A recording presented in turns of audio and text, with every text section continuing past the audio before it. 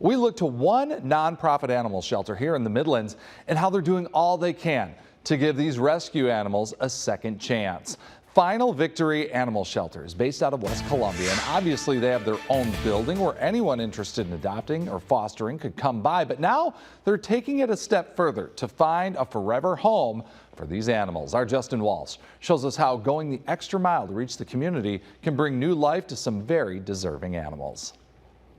I think a lot of what you get is, people walk around the corner and all of a sudden they see a dog. You see a lot of the faces light up, and a lot of the kids will go back and get their mom and be like, Mommy, like, come look at this. Like, need a new best friend? Maybe looking for a sidekick? You could really turn any corner here in the Midlands and find something you weren't necessarily looking for. For many, you wouldn't usually expect to find that friend for life at an antique shop of all places. But sometimes, it's the unlikely spots that bring you exactly what you need. We're trying to bring everybody together because everybody has the same goal. The goal is to get these dogs into households, get them adopted, to keep euthanasia out of the shelters, and just get a dog into the perfect home. Final Victory Animal Rescue was out at Ivy House Antique Shop this past weekend for their flea market flip. A four-legged friend isn't something you typically find while out shopping at a flea market, but Final Victory says when they integrate themselves into the community in different ways, that's when the shelter sees new exposure, which leads to more adoptions. A lot of the shelters, people know about them, people know about us really well, but if we're going out there, we're able to talk to people, people that aren't even thinking about, oh, hey, I got old linens, I got old bed sheets that, I just don't need. We're talking with them in the community, we're talking about what we do, it's getting our name out there. A lot of people are very sympathetic, they're dog lovers, and it's a very dog-loving community, Columbia is. The nonprofit rescue's main goal is to give these pets in need their true final victory.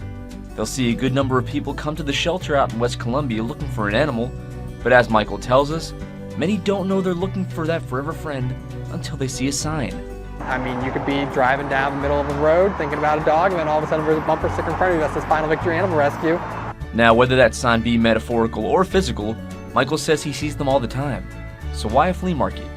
Why bring the animals out when the shelter is meant for people to come in? It isn't just about having people stop by for a few seconds to say hi and then carry on. It's about giving these rescue animals the chance they deserve. More of a discussion more than anything is, just trying to create discussions with the community.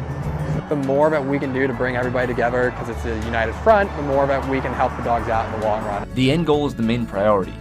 Organizers hope that Final Victory can just be one stop along these animals' journeys. They see a nice success rate, but there are still plenty of pets still out there, waiting for their forever families. For last month, we had 97 adoptions, which is amazing. We're usually staying about 60 to 75 adoptions a month. We've hit 700 adoptions for the year, which is awesome. And the only way to keep that number headed in the right direction is by continuing to meet the Columbia community halfway. And so then we try to invite them in because we want them to interact with the dog. We want them to see how great this dog is. Going out, meeting new faces, and hopefully creating bonds for life. So when you catch Final Victory Rescue out and about next, you might be met with, oh, come on in, they're friendly, and it opens up the dialogue to tell about them.